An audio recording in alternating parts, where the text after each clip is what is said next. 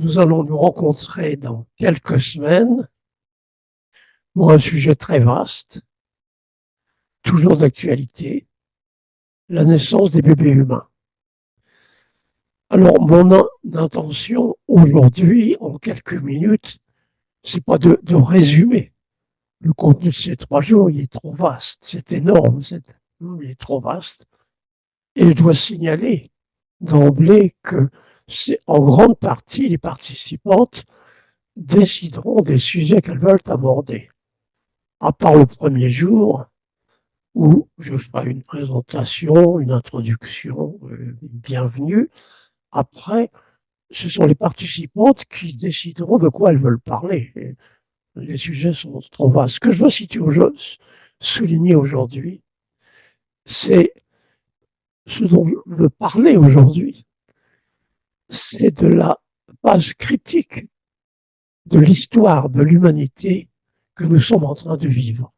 Et même on pourrait dire de l'histoire de la vie.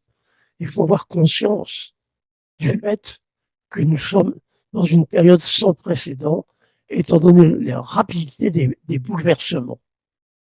Alors, parmi tous ces bouleversements, il y a d'abord un bouleversement dans la compréhension de la nature humaine. Tout le monde sait que ce qui caractérise l'être humain, c'est l'extraordinaire développement de son cerveau. C'est une évidence, c'est bien connu, en particulier de cette partie du cerveau qu'on appelle le nouveau cerveau. Le terme technique, c'est le néocortex.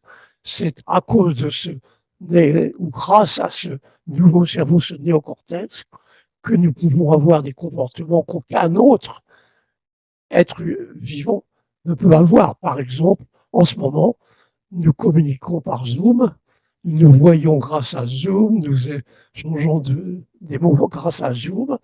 À cause de notre néocortex, on peut envoyer des humains dans la Lune, résoudre des équations, fabriquer des bombes atomiques, c'est tout ce qu'on peut faire grâce à notre néocortex tellement développé. Mais alors, ce qui est nouveau, ce qu'il faut avoir en tête aujourd'hui, c'est que jusqu'à une époque récente, habituellement, on considérait que ce nouveau cerveau, ce néocortex, c'était un outil qui nous renseignait sur le temps, l'espace, qui facilitait la communication. Mais aujourd'hui, soudain, avec l'essor de la neurophysiologie, on est en train de comprendre que c'est pas si simple que ça. Que, en fait, le néocortex peut avoir des actions dans deux sens opposés. Le néocortex peut être un outil qui nous renseigne, qui nous aide constamment. Mais le néocortex peut aussi inhiber, gêner des fonctions physiologiques. C'est l'effet inverse. Mettre au repos des fonctions physiologiques. C'est ce qu'on appelle l'inhibition néocorticale. Alors ça, c'est une compréhension, c'est une clé, ce concept-là d'inhibition néocorticale, pour comprendre la nature humaine en général et certains processus physiologiques en particulier. Par exemple, ça explique pourquoi des réflexes peuvent être mis en évidence chez le nouveau-né. On met des réflexes qu'on appelle archaïques, primitifs, et puis après, mystérieusement, ils disparaissent. Pourquoi? Mais parce que le nouveau cerveau, le néocortex, les inhibe. C'est l'effet inhibiteur du néocortex. Un autre exemple, à nouveau, qui est très proche du précédent, un nouveau-né sait nager. Si vous le jetez à l'eau, il aura des mouvements natatoires coordonnés. On peut dire pour simplifier, je passe sur les détails, il sait nager. Mais à partir de 3 ou 4 mois, si vous le jetez à l'eau, il va se noyer. Après, il faudra qu'il apprenne à nager, de façon rationnelle. Eh bien, pourquoi? Parce qu'il y a une inhibition néocorticale. Le nouveau cerveau inhibe des fonctions. La même chose, par exemple, pour l'odorat. L'odorat de l'être humain, en général, est plutôt faible par rapport à ce qu'il agit dans les mammifères, ça c'est un détail, mais il y a un moyen de le rendre plus efficace, c'est de boire un verre de vin. c'est-à-dire de réduire l'activité du néocortex, et à ce moment-là, de rendre plus fort. Ça veut dire, bah, en fait, ce néocortex, ce nouveau cerveau, qu'on jusqu'ici on considérait comme un outil, dans cette mesure, il inhibe, il gêne, il met au repos des fonctions physiologiques. Et alors, la raison pour laquelle c'est tellement important, ce sera tellement important pour le sujet qui domine notre séminaire, c'est que euh, le néocortex, l'activité du néocortex, l'activité du cerveau logique, l'activité du cerveau qui nous permet de faire des mathématiques, eh bien, ça inhibe le processus de l'accouchement. Et on verra que la solution que la nature a trouvée pour rendre l'accouchement facile, possible dans l'espèce humaine, et là, on est en train de commencer tout juste à le comprendre, mais c'est extrêmement important, c'est la mise au repos du néocortex. On est en train de comprendre que ça ne sert à rien d'aider une femme à accoucher. Ce qu'il faut, c'est la protéger contre ce qui active le cerveau qui pense, c'est de penser. Voilà. Voilà.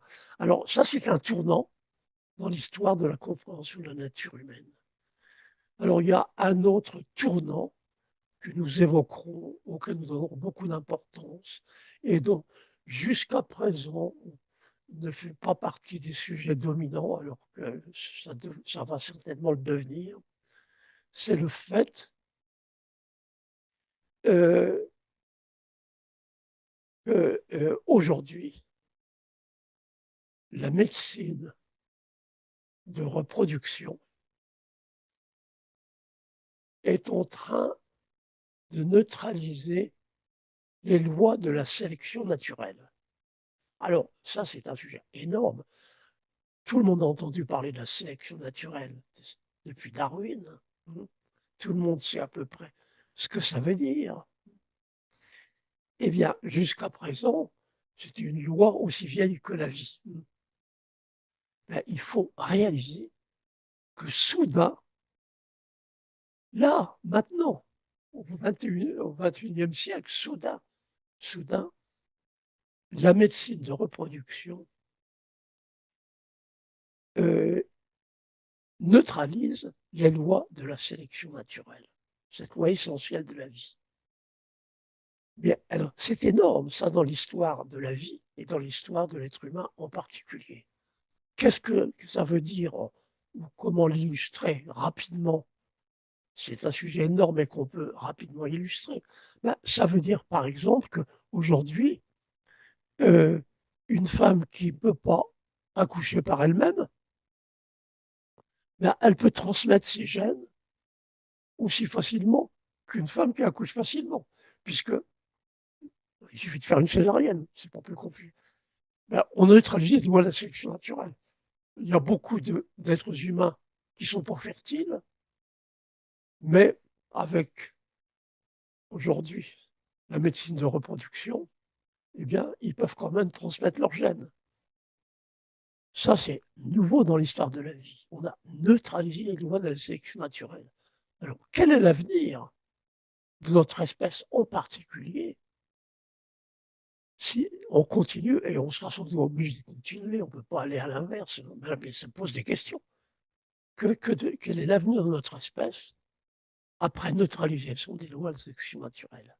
Alors, pendant ces 3 jours, eh bien, je voudrais surtout m'adresser, bien sûr, à tous ceux qui, pour des raisons pratiques ou dans l'immédiat, s'intéressent à la naissance des bébés, posent des questions à court terme, les sages-femmes, les professionnels de la santé en général, les médecins, les femmes enceintes, etc.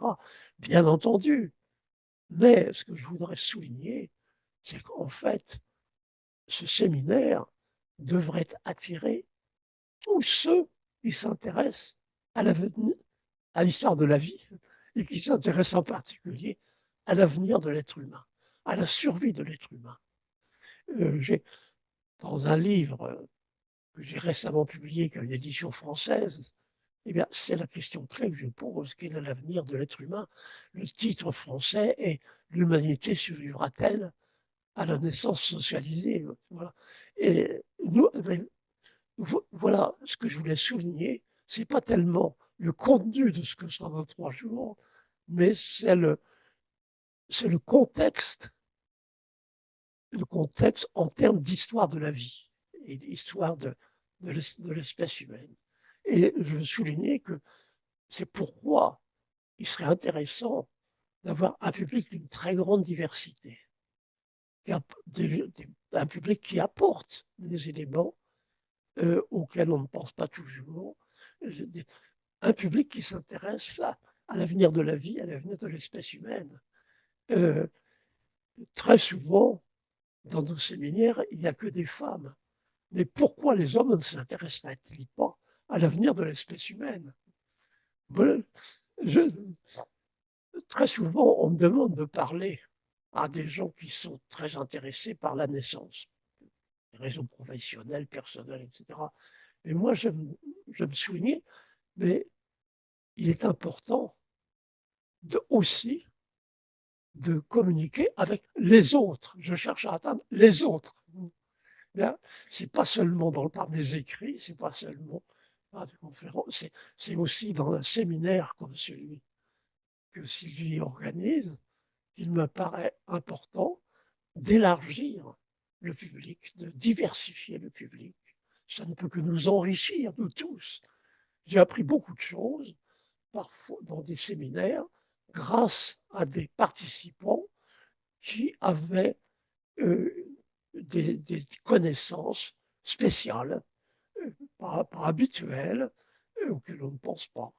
Eh bien, voilà, mon espoir, c'est que ce séminaire organisé par Sylvie va attirer un public aussi diversifié que possible. Bien entendu, le thème général, bien entendu, c'est la naissance du bébé humain. Mais c'est un thème très large, qui mène à des questions d'une extraordinaire diversité. Donc, à bientôt.